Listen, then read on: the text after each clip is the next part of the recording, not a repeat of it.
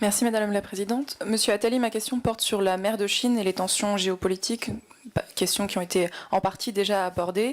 Alors je ne reviens pas sur la victoire sémantique que constitue déjà le fait pour la Chine d'avoir réussi à imposer le nom mer de Chine dans ces eaux que ses voisins appellent différemment. Depuis 2 mois, les installations de Pékin en mer de Chine méridionale ont pris une ampleur nouvelle et les États-Unis s'en inquiètent. Le positionnement de bombardiers et de missiles chinois révèle un tournant stratégique. Depuis la révélation en 2015 d'opérations chinoises massives de remblaiement sur 7 récifs, les querelles diplomatiques et les accrochages maritimes se multiplient. Or, ces derniers mois, une étape a été franchie. Les premiers bombardiers chinois y ont atterri et des batteries de missiles y ont été installées, laissant planer la menace de la Chine sur tous les pays de la région. Le Pentagone a promptement appelé Pékin à retirer ses installations militaires et a exclu les forces chinoises du grand exercice militaire naval annuel RIMPAC qui commence aujourd'hui avec 30 pays. Mais de son côté, la Chine a intensifié ses propres exercices militaires, pour rappel 6 en 2016, 30 en 2017.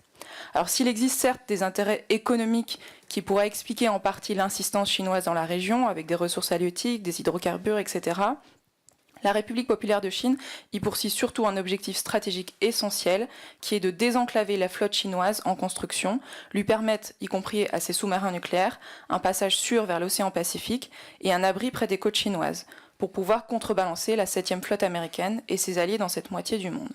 C'est donc aujourd'hui indiscutable, Pékin est installé en dur en mer de Chine méridionale pour y exercer un contrôle de plus en plus serré, et jusqu'ici aucune puissance n'a pu l'en empêcher. Alors que tous les yeux sont tournés vers la péninsule coréenne aujourd'hui en Asie, l'hégémonie chinoise dans la mer de Chine n'est-elle pas la plus importante menace pour les pays limitrophes? Merci. La Chine méridionale, la mer de Chine, évidemment. Il y a un leurre sur la Corée du Nord, qui peut être une occasion d'exploser, mais la Chine veut être le maître de la mer autour d'elle. La Chine va tout faire pour expulser tout le monde. Je pense que les Américains ne résisteront pas, et la stratégie chinoise, à 5 ans d'ici, 10 ans d'ici, c'est de récupérer Taïwan.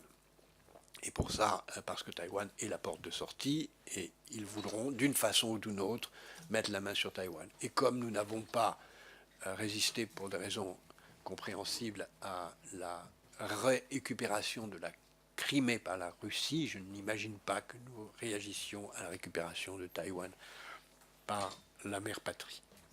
Mais ceci est plus le romancier qui parle que l'observateur.